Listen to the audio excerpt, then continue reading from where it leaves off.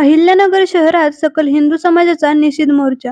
बांगलादेशात हिंदूंवर होणाऱ्या अन्याय अत्याचार घटनेचा संताप व्यक्त.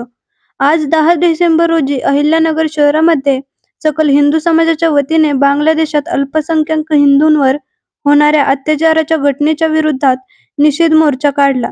माळीवाडा बसस्थानक येथे छत्रपती शिवाजी महाराजांच्या अश्वरूपी पुतळा येथे पुष्पहार अर्पण करून या मोर्चाला सुरुवात करण्यात आली.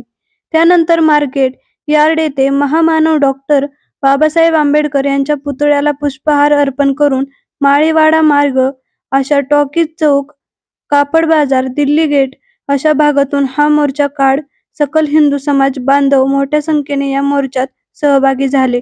तर बांगलादेश विरोधी घोषणा